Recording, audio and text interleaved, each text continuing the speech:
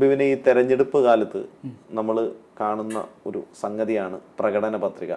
ഈ സ്ഥാനാർത്ഥിയുടെ ചിഹ്നവും ഫോട്ടോയും വലിയ സംഭവമാണെന്നുള്ള എഴുതലും ഇതിൻ്റെ കൂടെ തന്നെ പ്രകടന പത്രികയൊക്കെ കണ്ടിട്ടായിരിക്കും നമ്മൾ വോട്ട് ചെയ്യുക. ശരിക്കും എന്താണ് പ്രകടന പത്രിക എന്ന് ഷോർട്ടായിട്ട് പറഞ്ഞു കഴിഞ്ഞാൽ?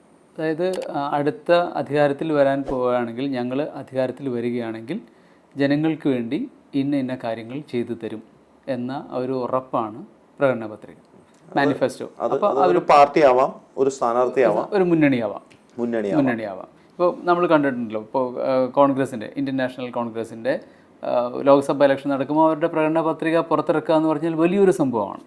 ഇപ്പോൾ മുസ്ലിം ലീഗ് ആണെങ്കിൽ തന്നെ കോൺഗ്രസിൻ്റെ പത്രിക ഇന്ത്യ സഖ്യം അല്ലെങ്കിൽ അവരുടെ ഒരു പ്രകടന പത്രിക ആയിരിക്കും വരിക.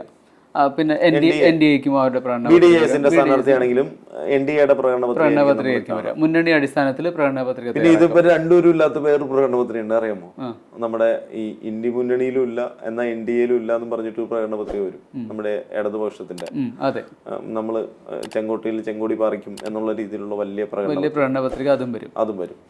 ശരിക്കും പ്രകടന പത്രികയിൽ പറയുന്ന കാര്യങ്ങളുണ്ട്. നമ്മൾ ഏറ്റവും കൂടുതൽ ആളുകളെ ആകർഷിക്കുന്ന ഒരു സാധനമാണ് പ്രകടന പത്രിക. ഒരു ഇലക്ഷൻ എത്തുമ്പോൾ ഇവരെന്തൊക്കെ ചെയ്യും, അവരെന്തൊക്കെ ചെയ്യും, ഇത് മൂന്നും വെച്ചിട്ട് കമ്പയർ ചെയ്യുന്ന ആൾക്കാർ വരെയുണ്ട്. നമ്മൾ മലയാളികൾക്ക് സാക്ഷരത എന്ന് പറയുന്ന സാധനം ഏറ്റവും കൂടുതലായതുകൊണ്ടും മണ്ടത്തരം എന്ന് പറയുന്ന സാധനം അതിനേക്കാൾ കൂടുതലായതുകൊണ്ടും ഈ വോട്ട് ഈ പ്രകടന പത്രികയും ബാക്കിയുള്ള കാര്യങ്ങളൊക്കെ വിശ്വസിച്ചിട്ടായിരിക്കും കുത്തുക. അതായത് പ്രധാനപ്പെട്ട ഇവർ നോക്കുക എന്ന് വെച്ചാൽ ഓരോ വിഭാഗങ്ങളെടുക്കും, സാമുദായിക വിഭാഗങ്ങളെ, അതോടൊപ്പം തന്നെ ദരിദ്ര വിഭാഗങ്ങളെ, പിന്നെ അവർക്ക് വോട്ട് ബാങ്ക് എന്ന് അവർ പ്രതീക്ഷിക്കുന്ന ചില മേഖലകൾ, ഈ മേഖലകളൊക്കെ കണക്കിലെടുത്തുകൊണ്ട് എല്ലാവരെയും സാറ്റിസ്ഫൈ ചെയ്യിക്കുക. ആ രീതിയിലൊരു വാഗ്ദാനങ്ങളായിരിക്കും ഈ പ്രകടന പത്രികയിൽ വരിക. ശരിക്കും പ്രകടന പത്രികയിൽ കുറുക്കുന്ന വാഗ്ദാനങ്ങൾ, ഉറപ്പ്, ഇത് പാലിക്കപ്പെടാറുണ്ടോ? എൻ്റെ ഒരു വായന പഠിച്ചപ്പോൾ തൊട്ട് ഞാനിതെല്ലാം കാണുന്നുണ്ട്. നമ്മൾ പത്രം വായിക്കുന്നു, നമ്മൾ ഈ രാഷ്ട്രീയത്തെ കൂടുതലായിട്ട് നിരീക്ഷിക്കുന്ന ആളുകളായതുകൊണ്ട് ഈ പ്രകടന പത്രിക കാണാനുണ്ട്. ശരി, ഇതൊന്നും ഇവർ ചെയ്തിട്ടില്ലല്ലോ. പിന്നെ ക്യാപ്ഷൻ ഉണ്ട്, ഉറപ്പാണ്, അല്ലെങ്കിൽ എല്ലാം ശരിയാവും. ഇതൊന്നും ഉറപ്പും ശരിയൊക്കെ അവിടെ നിൽക്കട്ടെ. പ്രകടന പത്രികയിൽ നോക്കിക്കഴിഞ്ഞാൽ ഇതിൽ എത്ര ശതമാനം കാര്യങ്ങൾ, എനിക്ക് തോന്നുന്നത് ഇതിൻ്റെ പകുതി ശതമാനം പോലും പ്രകടന പത്രികയിൽ പറയുന്ന കാര്യങ്ങൾ ചെയ്യാറില്ല പല മുന്നണികളും. രാകേഷ് ഒരു കാര്യം ചെയ്താൽ മതി. ഇപ്പോൾ ലോക്സഭ ഇലക്ഷൻ കഴിഞ്ഞല്ലോ, കഴിഞ്ഞ ലോക്സഭാ ഇലക്ഷനുകളിൽ ഓരോ മുന്നണികൾ ഇറക്കിയ പ്രകടന പത്രികകൾ എടുക്കുക, റിപ്പീറ്റേഷൻ എത്ര എണ്ണം ഉണ്ടെന്ന് നോക്കിയാൽ മതി.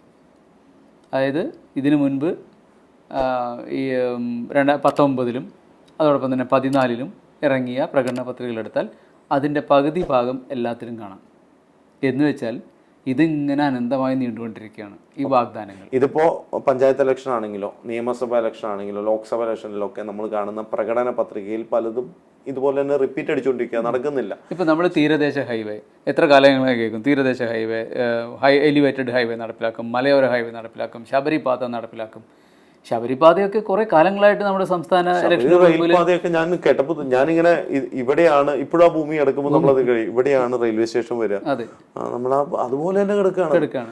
എല്ലാ പ്രകടന പത്രികയിലും ഉണ്ടാവാറുണ്ട്. ഓക്കെ, ഈ പ്രകടന പത്രിക വെച്ച ആൾക്കാരെ കളിപ്പിക്കുന്ന ഈ പരിപാടി അത് അത്ര നല്ല പരിപാടിയല്ല. അതൊരു വിശ്വാസ വഞ്ചനയാണ്. അതെ, വിശ്വാസ വഞ്ചന. ക്രിമിനൽ കേസ് എടുക്കേണ്ട കാര്യമാണ്. കാരണം ജനങ്ങളെ പറഞ്ഞ് പറ്റിച്ച് ഞങ്ങൾ ഇന്നത് കാര്യം ചെയ്യുമെന്ന് പറഞ്ഞ് പറ്റിച്ച് ഞാൻ അത് ചെയ്യാതിരിക്കുകയാണ്. നിങ്ങൾ എനിക്ക് തരാനുള്ളത് തന്നു. ഇപ്പം ഞാൻ രാകേഷിനെ പറഞ്ഞ് പറ്റിക്കുന്നു. രാകേഷിനോട് പറയണത് ഞാൻ ഇന്ന കാര്യങ്ങൾ ചെയ്യാൻ, നീ എനിക്കിത് തന്നാൽ. രാകേഷ് എനിക്ക് തന്നു, പക്ഷെ ഞാൻ തിരിച്ചു തന്നില്ല. അപ്പോൾ ഞാൻ വിശ്വാസവഞ്ചന കാണിച്ചില്ലേ? ഇപ്പൊ ബിവിൻ, രാകേഷ് എന്ന് പറയുന്ന രണ്ട് വ്യക്തികളായിരിക്കില്ല ഈ പ്രകടന പത്രികയിൽ ഉണ്ടാവുക, ഒരു സമൂഹമായിരിക്കും. ഇപ്പോൾ ഞാൻ വോട്ട് ചെയ്താൽ അല്ലെങ്കിൽ എൻ്റെ ഒരു സൈറ്റിലുള്ള എല്ലാ വോട്ടും കൂടിയും ഇന്ന സ്ഥാനാർത്ഥിക്ക് ചെയ്തു കഴിഞ്ഞാൽ എനിക്ക് അവിടെ വെള്ളം ലഭിക്കും, എൻ്റെ കൃഷി നന്നാവും, അല്ലെങ്കിൽ എനിക്ക് അവിടെ റോഡ് വരും, അല്ലെങ്കിൽ ഒരു പാലം റോഡ് വരും, ഗതാഗതം, എല്ലാ സൗകര്യങ്ങളും. അതുപോലെ തന്നെ ഈ പറയുന്ന പോലെ പെൻഷൻ 1500, 2500, 3500 ഒക്കെ പെൻഷൻ വരും. ഇതെല്ലാം പ്രതീക്ഷിച്ചിട്ടാണ്, എൻ്റെ ഉന്നമനം പ്രതീക്ഷിച്ച്, അല്ലെങ്കിൽ ഞാനുമായി ബന്ധപ്പെടുന്ന ഒരു സമൂഹത്തിൻ്റെ ഉന്നമനം പ്രതീക്ഷിച്ചുകൊണ്ട് ഒരു സമൂഹം മുഴുവൻ ഒരു പാർട്ടിയെ നോക്കി അല്ലെങ്കിൽ മുന്നണിയെ നോക്കി സ്ഥാനാർത്ഥി നോക്കി അല്ലാതെ അതിനേക്കാളും അവൻ്റെ രാഷ്ട്രീയം മാറ്റി വെച്ചിട്ട് അവനൊരു വോട്ട് കുത്തുകയാണ്. ശരിക്കും ക്രിമിനൽ കേസ് എടുക്കാവുന്ന ഒരു കുറ്റമാണ്. ഇപ്പൊ ഇതിന് എതിരായിട്ട് എന്ത് ചെയ്യാൻ കഴിയും എന്നുള്ളതാണ്. തെരഞ്ഞെടുപ്പ് കമ്മീഷൻ എന്തെങ്കിലും ചെയ്യാൻ കഴിയുമോ, അല്ലെങ്കിൽ ഈ നിയമം മാറ്റേണ്ട ഒരു കാര്യമല്ല ശരിക്കും? ഇതിൽ തെരഞ്ഞെടുപ്പ് കമ്മീഷൻ കഴിഞ്ഞ തെരഞ്ഞെടുപ്പിന്റെ സമയത്ത് ഒരു കാര്യം പറഞ്ഞിരുന്നു. പ്രകടന പത്രിക നിയമവിധേയമാക്കുന്നതിനെ കുറിച്ച് ആലോചിക്കേണ്ടി വരും എന്നൊരു സൂചന തെരഞ്ഞെടുപ്പ് കമ്മീഷൻ കൊടുത്തിരുന്നു. ഇതുമായി ബന്ധപ്പെട്ട ഒരു കേസ് ഹൈക്കോടതിയിൽ നിലനിൽക്കുന്നുണ്ട്. കേസ് കൊടുത്തു, ഹൈക്കോടതി അത് ഫയലിൽ സ്വീകരിച്ചു. അതായത് നമ്മുടെ അഡ്വക്കേറ്റ് തമ്പാനാണ് അത് കേസ് കോടതിയിൽ കൊടുത്തിട്ടുള്ളത്. അപ്പോൾ അദ്ദേഹം പറഞ്ഞിട്ടുള്ള ഒരു കാര്യം, ഇത് നിയമവിധേയമാക്കണം, ഇത് നടപ്പിലാക്കിയില്ലെങ്കിൽ ഈ മുന്നണിക്കെതിരെ, മുന്നണിയിലെ നേതാക്കൾക്കെതിരെ കേസെടുക്കണം എന്ന് തന്നെയാണ് ഇതിൽ സ്ഥാനാർത്ഥിത്വം തന്നെ അപ്രസക്തമാക്കണം. ഇത് മാത്രമല്ല, ഇപ്പോൾ പല സ്ഥാനാർത്ഥികളുടെ കഴിവ് പോലും നോക്കാതെ പ്രകടന പത്രിക മാത്രം നോക്കി വോട്ട് ചെയ്യുന്നവരുണ്ട്. കാരണം ഒരു വിഭാഗത്തിന് ഇത്തരം കാര്യങ്ങൾ ചെയ്തു കിട്ടുമെന്ന് കരുതി സ്ഥാനാർത്ഥി ആരും ആയിക്കോട്ടെ ആ മുന്നണിക്ക് വോട്ട് ചെയ്യാമെന്ന് കരുതുന്നവരുണ്ട്. പക്ഷെ അവരെയൊക്കെ പറ്റിക്കുകയല്ലേ. വീണ്ടും അടുത്ത തെരഞ്ഞെടുപ്പ് വരുമ്പോൾ ഇതേ പ്രകടന പത്രികയിലെ വാഗ്ദാനങ്ങൾ വീണ്ടും പ്രത്യക്ഷപ്പെടും. നോട്ട ഇവിടെ വോട്ട് ചെയ്യുന്നത് എന്തും അതിൽ എഴുതി ചേർക്കാം എന്നുള്ളൊരു വിചാരമുണ്ട് മുന്നണികൾക്ക്. എന്ത് വാഗ്ദാനങ്ങൾ വേണമെങ്കിലും കൊടുക്കാം, ഒരു കുഴപ്പവുമില്ല എന്ന് പറഞ്ഞു. പക്ഷെ അത് തെറ്റല്ലേ. കാരണം പറയുന്നത് കൊടുത്തിരിക്കണം, കൊടുത്തില്ലെങ്കിൽ നിയമ നടപടി നേരിടേണ്ടി വരും എന്ന ചിന്ത, എന്ന നിയമം വന്നു കഴിഞ്ഞാൽ ഈ വാഗ്ദാനങ്ങൾ നടപ്പിലാക്കാൻ പറ്റുന്ന വാഗ്ദാനങ്ങൾ മാത്രമേ പ്രകടന പത്രികയിൽ ഉണ്ടാവുകയുള്ളൂ. അത് കണ്ട് മാത്രം നമുക്ക് വോട്ട് ചെയ്യാം. അത് കണ്ട് മാത്രം വോട്ട് ചെയ്യാം. ഇനി അത് ചെയ്തില്ലെങ്കിൽ അവരെ കുറ്റവിചാരണ ചെയ്യാനും നമുക്ക് പറ്റുമല്ലോ.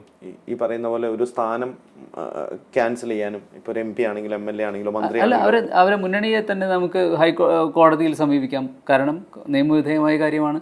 അവർ പറഞ്ഞ കാര്യം ചെയ്തിട്ടില്ലെങ്കിൽ കോടതിയെ സമീപിക്കാമല്ലോ. പ്രകടന പത്രിക എന്ന പ്രഹേളിക എത്ര നാൾ ഉണ്ടാവും എന്നുള്ളതായിരുന്നു നമ്മുടെ ചർച്ച. ജനാധിപത്യ വിശ്വാസികളായ നമ്മളെല്ലാവരും കാത്തിരിക്കുന്നത് ഈ പ്രഹേളിക നിർത്തലാക്കുന്ന ഒരു ദിവസത്തിന് വേണ്ടിയാണ്. മറ്റു വിഷയമായി വീണ്ടും ചേരാം. നന്ദി, നമസ്കാരം.